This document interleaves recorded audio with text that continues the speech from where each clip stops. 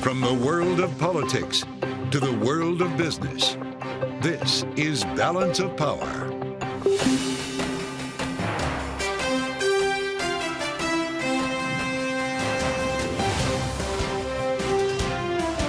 Live from Washington, D.C.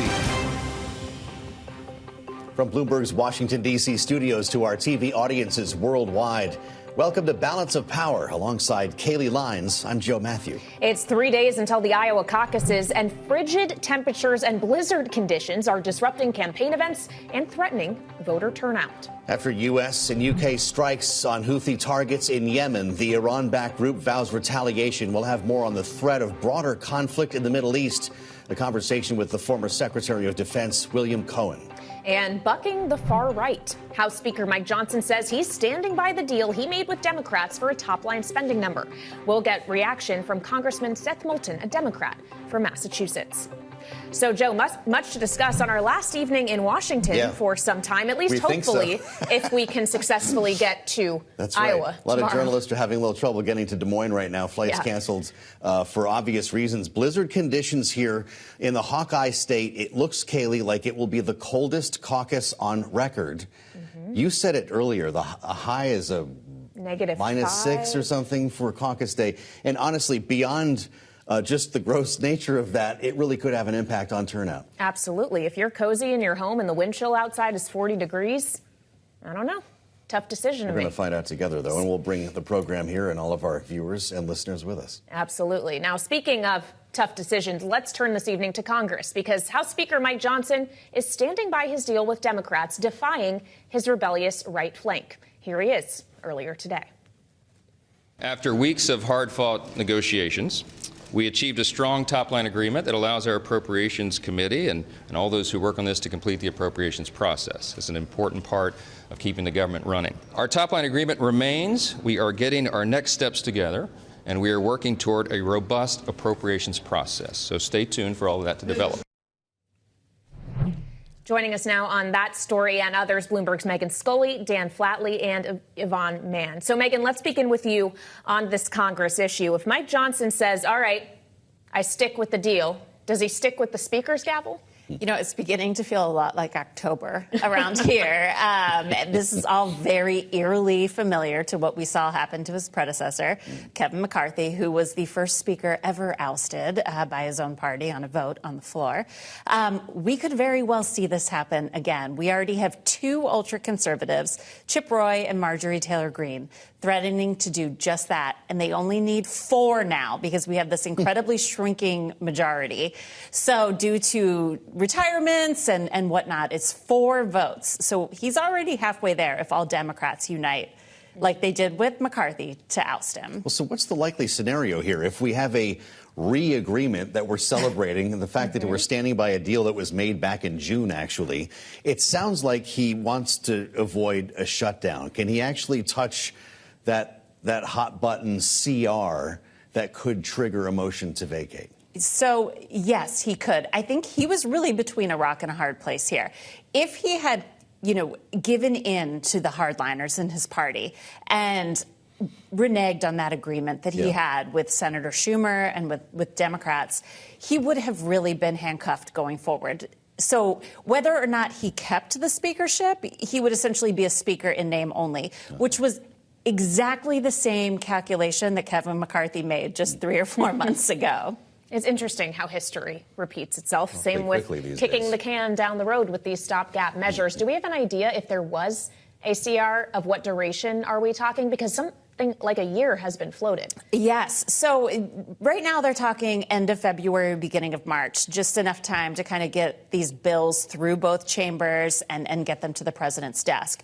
If they were to go into April, then they risk triggering this 1% across-the-board cut to federal spending. And that's a 1% cut to last year's numbers, which is much lower than a lot of spending that most agencies had expected.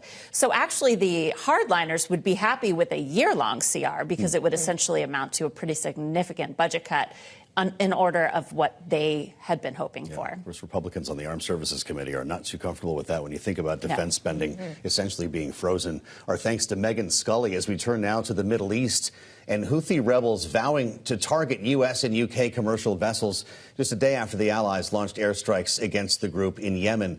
We turn to Bloomberg's Dan Flatley for more on this. Dan, thanks for joining. As we're learning today from the Pentagon, the scale of this mission was even larger than we may have first thought, with an excess of 80 cruise missiles deployed. Is the U.S. preparing for a response? Yes, absolutely. The Pentagon has been asked about a potential response, and they are expecting one potentially and are certainly preparing for it. The strikes that you mentioned, Joe, about more than 60 targets with about 30 locations, and specifically focused on elements that the Houthis have used to attack ships in the Red Sea, or at least that the Pentagon is alleging that they've used to attack ships in the Red Sea. So the focus is really on trying to get that sort of behavior to stop without sparking a wider conflict. Yeah, they targeted things like airports or storage facilities, even launch facilities potentially for missiles and the like. Of course, all of this was conducted by the U.S. while the Secretary of Defense remains in the hospital at Walter Reed. Yes. How difficult is this moment for the U.S. military to be engaging in this kind of behavior in the Middle East, knowing it could potentially be escalatory, while the SecDef is not as fully in commission as maybe he would be otherwise? Yeah, it's a good question. I mean, it came up on a call earlier today with the Pentagon, and they basically said that the Secretary of Defense was, commanding and overseeing these attacks from his hospital room at Walter Reed. I think the question is more one of chain of command. So if something were to happen with Austin again, or there were some interruption, heaven forbid that he were to, have other complications, who then steps in? There is the line of succession in place, and who tells the president? Because this time somebody's got to tell the president. They made that mistake once, and I don't think they're going to do that. Is he calling shots? Is he directing operations from a hospital bed, or authorizing plans that are put before him? Well, according to what the Pentagon has said, the plans were basically put into place, or they were working on them after this complex attack on Tuesday by the Houthis on shipping in the Red Sea. The Secretary of Defense did authorize the attacks and told the CENTCOM commander to go ahead with the attacks. So he did sign off on them, and he did authorize them. They were coordinated, obviously, with the National Security Council and the White House. And as to who ultimately made that call, really, it lands at the president's feet. So this is something that he will have to claim, take responsibility for one way or the other. So coordination between the NSC, the White House, and the Pentagon, even if it didn't necessarily happen as quickly with the actual hospitalization itself of Lloyd Austin and getting that message across. Bloomberg's Dan Flatley, thank you so much for joining us. And now, speaking of other elements of the world, let's move across to the election in Taiwan. Bloomberg Markets Asia co-anchor Yvonne Mann is joining us now from there. There is a very important vote happening Saturday. It already is Saturday in that region. Just what is at stake, Yvonne, in this election? Well, the implications globally are huge, Kaylee. As you mentioned, polls are opening in less than 2 hours' time. Keep in mind, right, that this is a three-party race. And it just go, it's a tight one. You take a look at how these campaign rallies last night, just before the eve of this election, played out. My colleague Stephen Ingle says, Taiwan is democracy on steroids. These campaign rallies are like rock concerts, and we saw them come out in droves, hundreds of thousands. And in fact, even surprising to the upside was the TPP, the newcomer third party, where we saw 300,000 people show up. More than what we saw with the ruling party, DPP, and more from the main opposition party, KMT itself. So a lot is at stake here. You talk about the choice is between whether Taiwan voters want a future that is closer with China or one that preserves its autonomy here. And the latter is what the DPP incumbent party is hoping is what's going to drive voters to the polls that open later on today. After 8 years under President Tsai Ing-wen's rule, she steps down this year because of term limits. And of course, the DPP is the more independence-minded party. And what Beijing has seen as separatists, right? That's what they've called President Tsai Ing-wen, also the vice president and presidential candidate Lai Ching-te. So a third term from under the DPP would be unprecedented here in Taiwan and deliver a blow to President Xi, who has said Taiwan's reunification with China is inevitable, and they'll do so by whatever means necessary. Well, so if the DPP remains in power, what will be the response from Beijing, Yvonne? Yeah, so we have seen some signs of Beijing trying to interfere into this election days before this vote, right? So if softer forms like Chinese balloons that have flown over the island. We've seen military aircraft passing the median line of the Taiwan Strait. Other forms of economic pressure as well, tariffs as well social sort of interference on some of these platforms in China. So this is all nothing new in the eyes of Taiwanese voters and unlikely to really change the outcome of this election. But we have heard from Taiwanese officials that saying they don't expect Beijing to carry out big military drills immediately after this election. The weather is one thing. The PLA unlikely to hold big exercises in the winter. But come maybe spring, Beijing may start to ramp up some of the pressure here, whether it's military or economic measures, once the weather is better and just before the president takes office in May.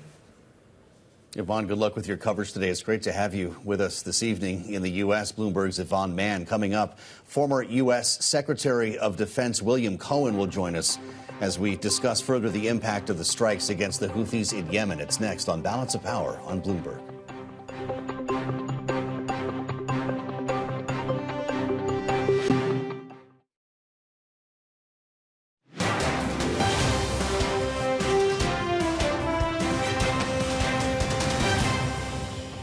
Make sure that we respond to the Houthis as they continue this outrageous behavior, along with our allies.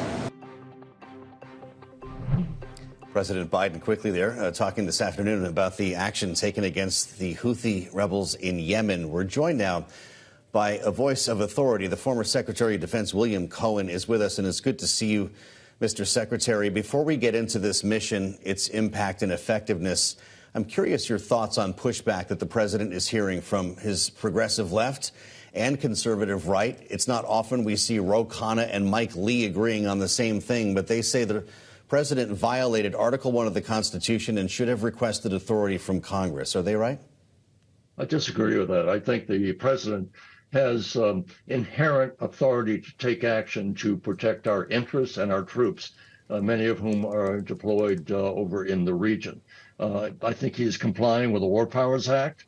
Namely, he has to give notice within 48 hours and then go to Congress within 60 days to get authority. So I think he's done everything consistent with the War Powers Act. I think the progressives of saying that any time the president orders military action, he has to get authority from the Congress. That's simply not the case. If he's asking for a declaration of war, if he's preparing to have a major conflict in a region, it would obviously be responsible for him to come to the Congress and say, hey, we've got a lot at stake here. You have a lot of authority here. I want you to support my policy of going in a major conflict in a particular reason. He's not doing that right now. But might come to that. But sir, could this action result in that major conflict? I'd point to a Bloomberg opinion piece out by our own Mark Champion today, who said, quote, if the strategic goals of the U.S. are to restore the free flow of trade through the Red Sea, prevent war from Israel and Hamas in Gaza from igniting a regional conflagration, and to thwart Iranian efforts to halt Israel's normalization, then this morning's fire and brimstone is likely to prove counterproductive. Is this more likely to set back American interests than to help them move forward? Okay, that's a good point. The question is, so what if we and the rest of the countries who joined us did nothing?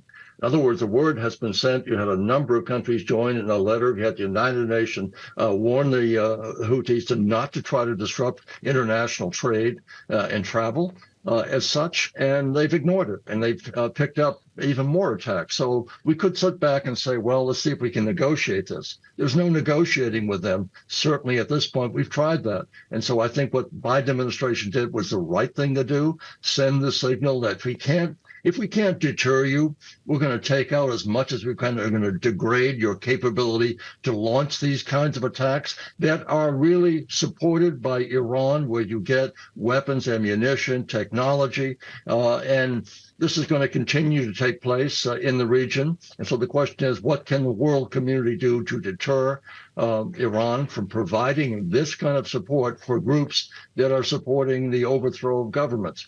I think we didn't really have much of a choice. place. It may have been more than the Houthis expected or more than Iran expected.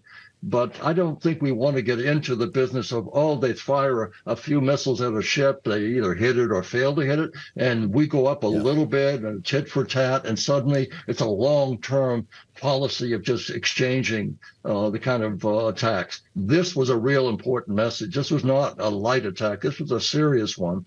But there's also a signal that's being sent. There's more to come if necessary. We're trying to de-escalate it, but you can't keep raising the ante by hitting traffic now. And you have been reporting this. What's happened to the price of oil?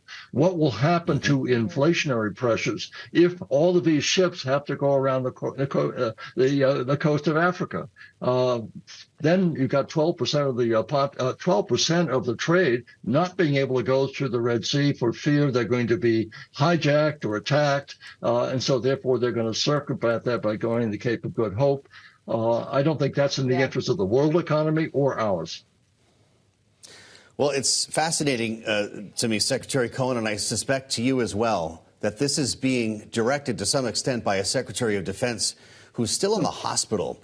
Right. I know that secretaries of defense don't speak ill of one another, but I'm curious your thoughts on this. We had a conversation about it yesterday with Congresswoman Abigail Spanberger, and she came to his defense. She's a former CIA officer and obviously serves in a capacity in the House that exposes her to this issue. Here's what she said about calls for him to resign.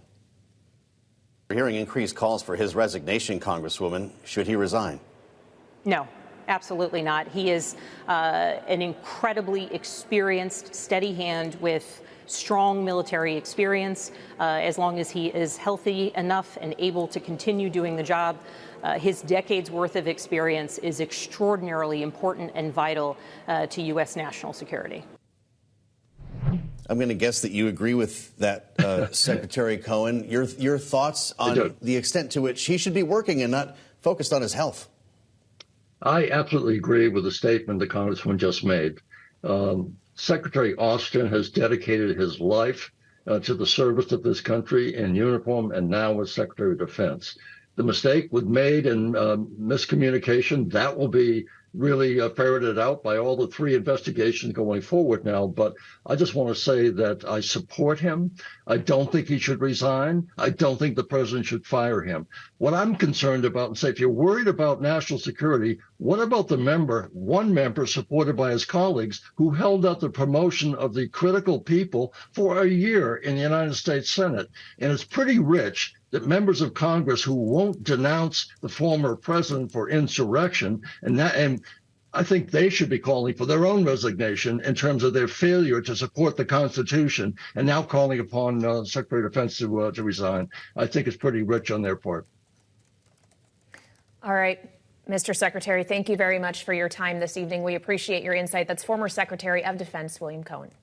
Coming up, we'll turn back to domestic affairs in the 2024 election and the way demographic shifts are changing the political landscape. More on that next. This is Balance of Power on Bloomberg TV.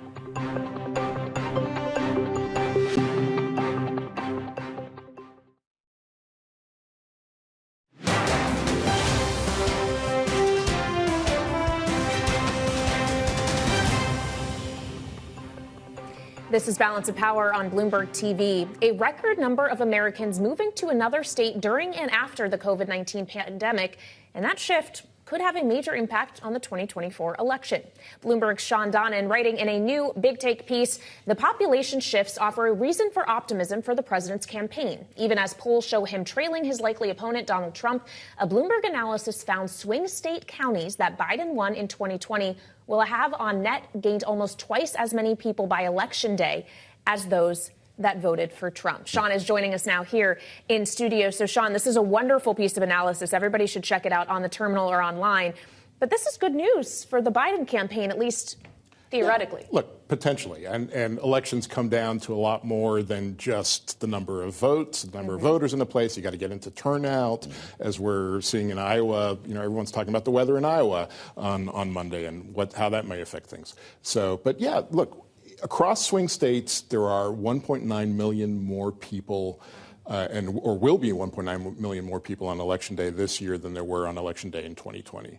And 1.2 million of those additional people are in states or in counties that Joe Biden won in 2020. So that's a significant advantage to him there if they can get the turnout, if they can do all the work that political campaigns have to do to get people to the ballot box and win elections. Does this have a more potent impact in some districts than redistricting, than gerrymandering that campaigns can actually take advantage of? Yeah, so look, what's important here is we looked at counties, not congressional districts. And so that's a very different story. When you look at congressional districts, it gets more complicated. So definitely the legislative picture is going to be much more complicated than what happened. Well, those districts include some of the cities we're looking at, though. Absolutely, absolutely. Impact absolutely, totally. And, you know, we looked hard at Dane County, Wisconsin, which is where Madison is, and that is a huge pool of blue votes in Wisconsin, which is a really important swing state. Just to give you an idea of what's at stake here, Dane County will have at least 29,000 more people in it on Election Day this year than it did in 2020. The margin of victory for Joe Biden in Wisconsin as a state in 2020 was roughly 20,000 votes. Incredible. Yeah. Yeah, the numbers are remarkable. And as we're talking about these new residents of these states, what else about their demographics? Are these younger people who have moved? Are they people of color? Do we know any of those details? Right. So, look, that's really hard to know. But in Dane County, we were actually able to look at IRS data and some other data points. And what you see is a lot of people who've moved into the county have come from other blue counties. So that indicates that potentially they're blue voters, but they're also young people. And we looked at one company in particular, a company called Epic Systems, which does health records, and they now have 13,000 people who turn up to work every day on the outskirts of Madison. They had 8,000 people 5 years ago. They're growing incredibly rapidly. Median age of that company, 26. Most of those people are college graduates. We know that across the country, those tend to be Joe Biden voters. Yeah.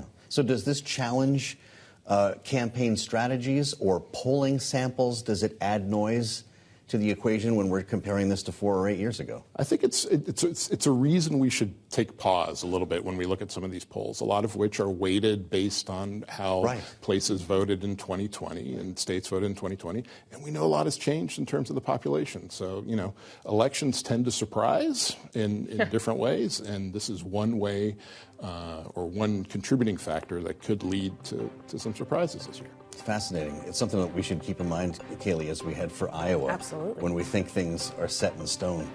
Great reporting from Bloomberg's Sean Donnan. Great to see you, Sean, and thank you. Coming up on Balance of Power, Seth Moulton of Massachusetts on the fight to avert a government shutdown a week from today and rising tensions in the Middle East. It's next on Balance of Power on Bloomberg.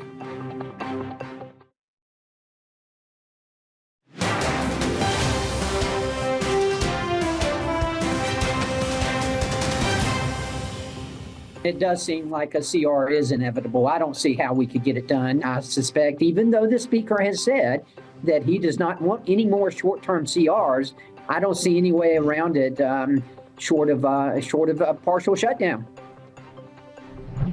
Republican Congressman Buddy Carter of Georgia earlier today speaking with Joe on Sound On Radio after House Speaker Mike Johnson stood by a bipartisan spending deal he reached with Senator Chuck Schumer, refusing to cave to pressure from hardline Republicans. Let's discuss this now with Democratic Congressman Seth Moulton of Massachusetts, who is joining us. Congressman, thank you very much for your time this evening. It feels like we find ourselves in a place we've been before, where a speaker is facing down the threat of potentially a motion to vacate or keeping the government open. If he chooses the latter, are Democrats willing to protect the speaker this time around? Democrats are always going to bail the Republicans out when it comes to keeping the government open. That's what's happened before. It's going to happen again here. But the speaker needs to have the courage to just put a bill on the floor when these crazy extremist Republicans, a very small fraction of the entire Republican caucus, but nonetheless a fraction that everyone seems to listen to, they're demanding extreme demands, and they're threatening to take the speaker down from his job. Well, what do you think is going to happen here? Chuck Schumer's moving on a stopgap bill, and there's a thought that the speaker might not want to be jammed by the Senate and could come up with one of his own. Is that the direction we're going in here, or are we talking to you a week from today about shutting things down? I mean, look, it could be. It's obviously an encouraging sign that the speaker came out recently and said he's not just going to cave into these hardline Republicans. I've had a lot of conversations in private with Republicans this week who quietly say, I mean, literally whispering because they don't want to be heard by the extremists in their caucus who have so much power, that they support the deal, that they want the speaker to stick to the deal. They don't want to shut the government down. But the problem, of course, is that Speaker Johnson was elected on this premise of just catering a little bit more to the extremists. It's the same thing that Speaker McCarthy did. He said, I'm going to be a little bit more conservative and everything's going to be okay. We need to find a speaker who's finally willing to stand up to these extremists and get the job done. Do the thing that the majority of Congress, Democrats and Republicans, together with the American people, want to do to move us forward, i.e. keep the government open. Well, keeping the government open, Congressman, doesn't just require a deal on top-line figures. It requires the legislative work and actually passing the bills on the floor in time. We're talking a week here to get that done. Does the CR have to happen? And if so, of what duration are Democrats willing to pass? Well, look, the reason why Buddy Carter was on, you had a clip of him earlier saying that you think you have to have a continuing resolution is in part because we're just running out of time. The appropriators say that they don't have time to work through all the machinations, something that usually takes months for them to put together these complicated appropriations bills in the course of just a week. I'm not sure that's entirely true. They don't have to do all the appropriations bills because the way we've set this up, I mean, I think this is somewhat ill-advised. They've basically created 2 shutdown deadlines, not just one. But a consequence of that is that they only have to do about half the bills by the end of next week. I think that's doable. They've done a bunch of this work in the background. They just need to hash out the details, the final math to make the numbers work. I would certainly like to see that. I don't support a continuing resolution in principle because it's bad for our national security. It's bad for modernization. I mean, you can't just keep going through life having the exact same budget that you did last year. We wouldn't do that at home, and we shouldn't do it in the United States Congress, especially with how quickly the world is changing. But we might have to have a temporary patch in order to get through this mess next week. Congressman, I love your view from the Armed Services Committee and your experience as a combat veteran on what happened last night, the airstrikes against Houthi rebels in Yemen. A lot of your colleagues to the left and right are upset that the president did not request authorization from Congress. Should he have come to Congress before saying yes to this mission? No, I honestly don't think he should. And I've been a huge advocate for the role of Congress in deciding whether we go to war. But what the president's doing is not starting a war. In fact, he's trying to prevent one. He's taking decisive action against these terrorists who are terrorizing international shipping, attacking defenseless cargo ships, transiting the Red Sea with things that we use every day at home, defenseless crews, innocent people. And he's saying, enough, we're not going to put up with this. We don't want these militant groups like the Houthis to spark a regional conflict. So we're going to slap it down. Just like a couple weeks ago, he did the same to terrorists in Iraq who were attacking U.S. troops. Mm-hmm. You know, you didn't see any objections from Congress then. You shouldn't see objections from Congress right now. So Congressman, even if you believe that the president had the authority to make this decision, it also is a question of the consequences of the decision when the Houthis are vowing retaliation and essentially saying the U.S. and U.K. and their interests are now fair game. Are American troops in the region really in less danger today than they were yesterday? Absolutely. The Houthis, they're so degraded by this strike. You never protect yourselves from terrorists by appeasing them. And that's what these people are implying who say that we should not do anything about these terrorist attacks. We should just let them go on because, oh, gosh, they might threaten us afterwards, which is, of course, exactly what they're doing. I mean, that's pathetic. We need to attack these terrorists, put them out of business. What the president ordered last night was professional. It was precise.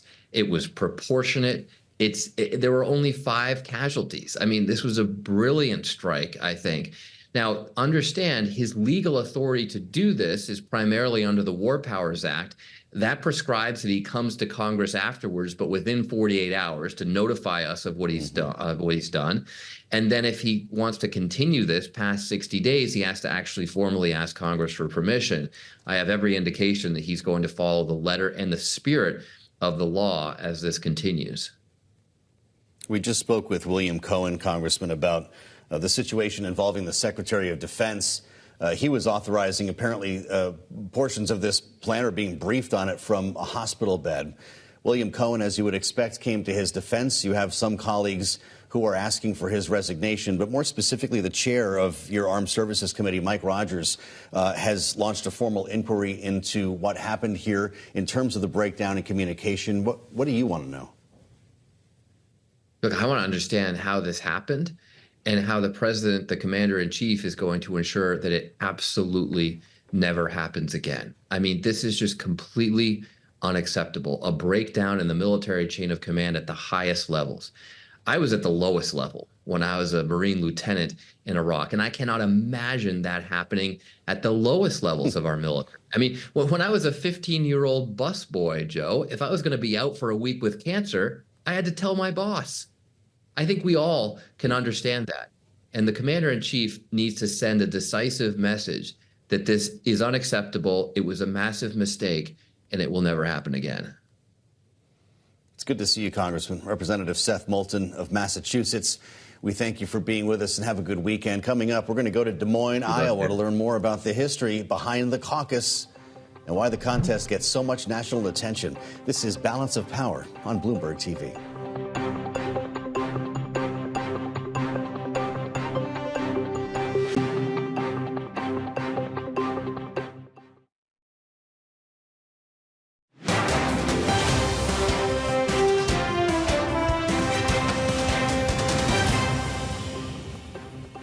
This is Balance of Power on Bloomberg TV. The Republican Iowa caucus will kick off the 2024 nominating season on Monday. We're going to be there for you. In fact, we already are. Bloomberg's Tyler Kendall joins us right now from the snow globe in Des Moines with more on what to expect. Hi, Tyler.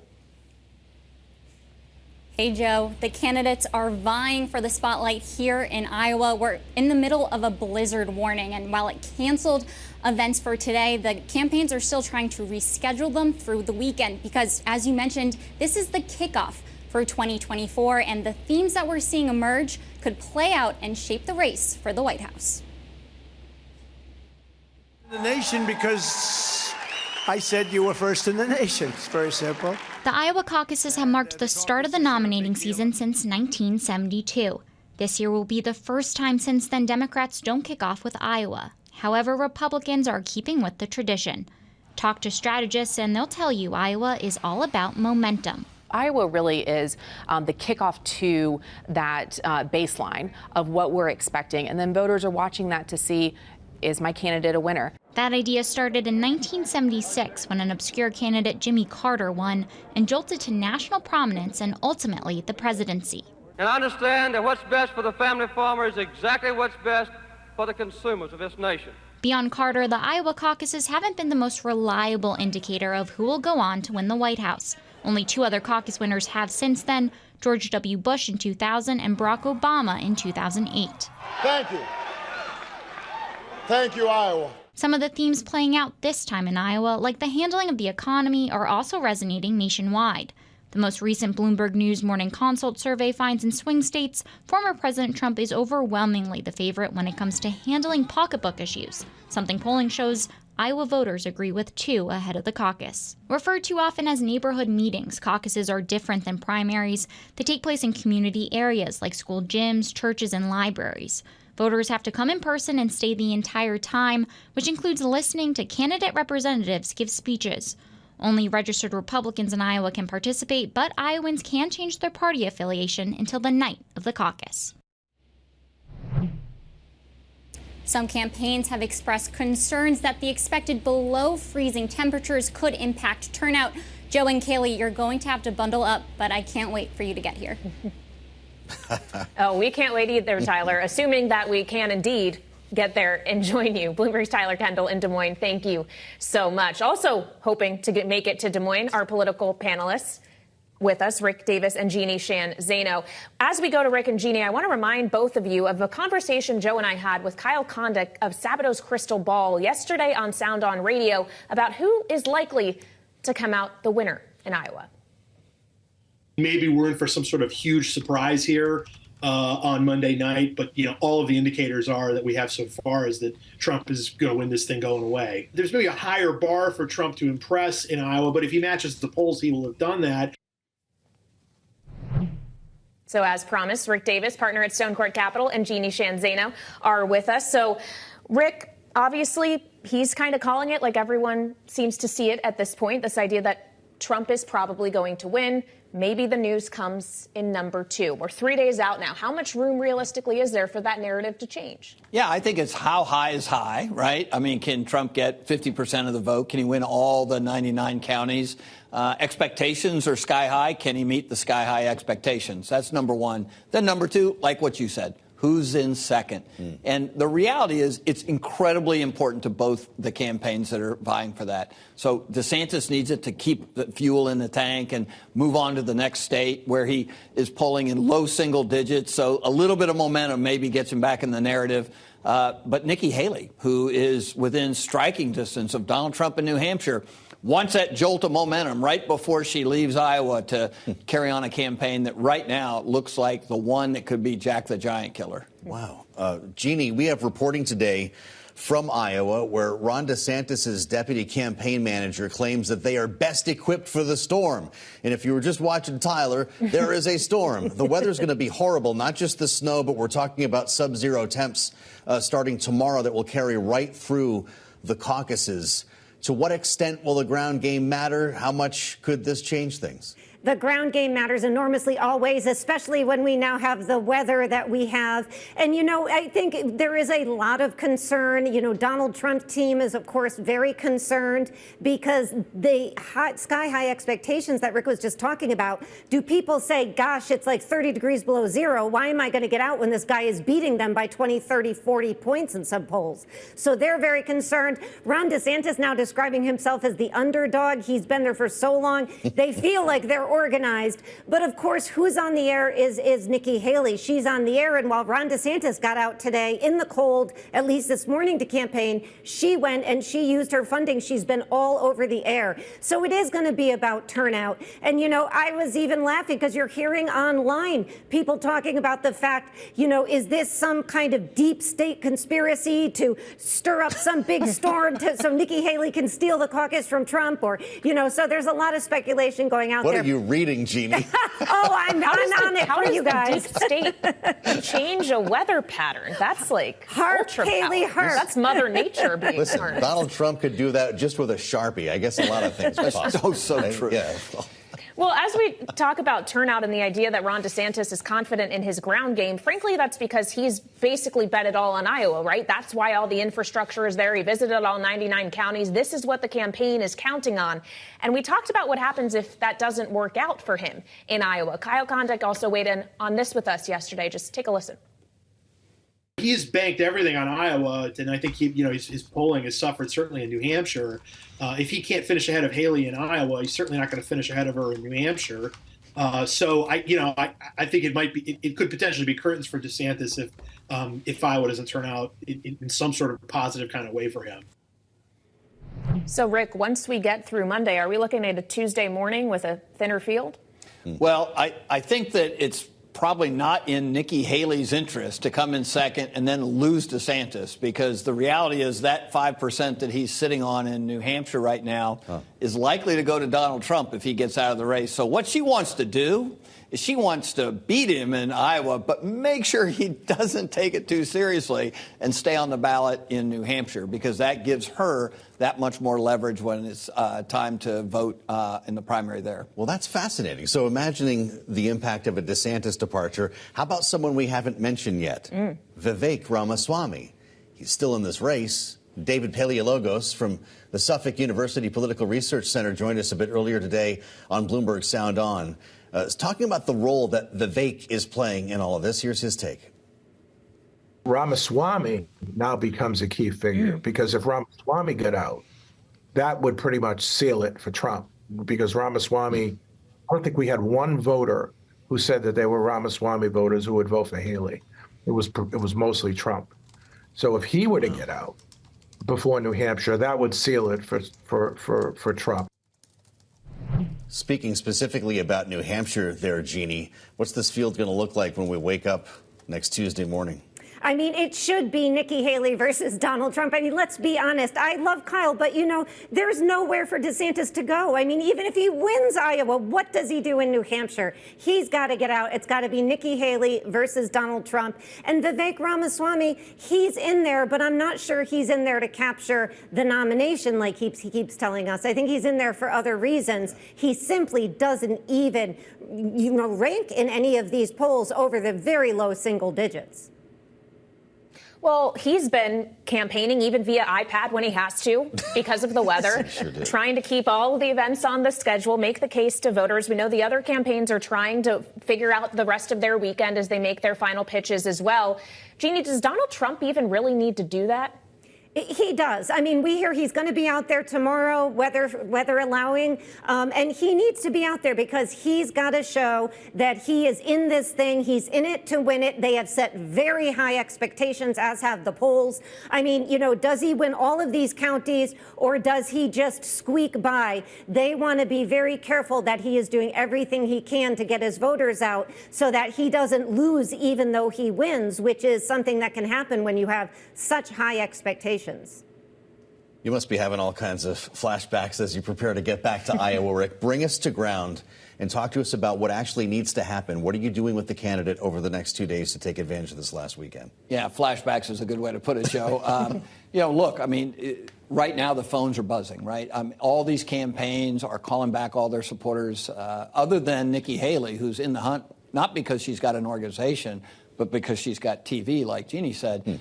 She's got a different campaign. She doesn't have those lists of supporters. But between the organizations that Donald Trump and Ron DeSantis have built, hundreds of thousands of phone calls are being made over the weekend. And a lot of people don't talk much about it, but Donald Trump started organizing in Iowa 6 months before Ron DeSantis got in the race for president. Wow. And he has a much broader, deeper organization with 1,600 precinct captains all identified, and they get the most coveted thing in Iowa, the braided gold Trump baseball caps to show that they are the chairman of the precinct. Braided gold, like corn? Meant to look like braid. Maybe. Well, Rick, just one final note. Is Trump running a better campaign than any of these other candidates? Right now? I think in Iowa he is running a textbook campaign. He got in early. He organized with local people. He brought in lots of resources. They have spared no expense in building out their organization. Frankly, I've never seen an organization with the depth within each of these counties, especially the rural counties where he gets a lot of support. He's really doing a miraculous job. And frankly, the question you have to ask about the DeSantis organization is, without his top consultant who left his super PAC, who was running this vaunted organization, Jeff Rowe, who was the man behind Ted Cruz when he won 4 years ago against Donald Trump, or in 2016, I apologize. Is that organization as well organized today as everybody wants to say it is? We don't even know who's in charge today. I mean, who's running Iowa for DeSantis? Right. We're going to go and find out firsthand. Our thanks to Rick Davis and Jeannie Shanzano. Of course, coming up, Kaylee and I, Rick and Jeannie too, heading to Iowa. We'll be greeted by freezing temperatures and snow, and we'll count down to the caucuses next on Balance of Power on Bloomberg TV.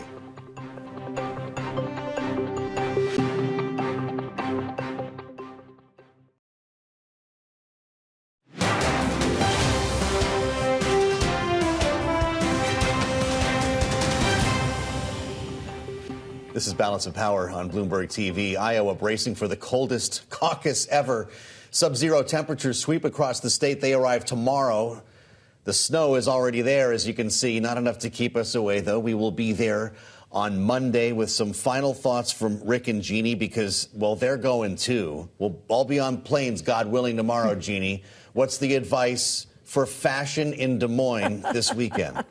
I'm not the person to ask. You know, I've been so concerned about this. Parkas, I don't know, but I'm excited. 1,657 caucus sites, and Iowans are tougher than I am, so they'll all get out to vote. I love it. Do you have lucky Iowa socks or something, Rick? Yeah, underwear. Okay. Very thermal. Very good. And a new jacket, I understand. Rick Davis and Jeannie Shanzano will see you in Des Moines. Catch us there on Monday. We'll have Balance of Power live at 5 p.m. Eastern and special coverage from 8 to 10 p.m. We'll see you then. This is Bloomberg.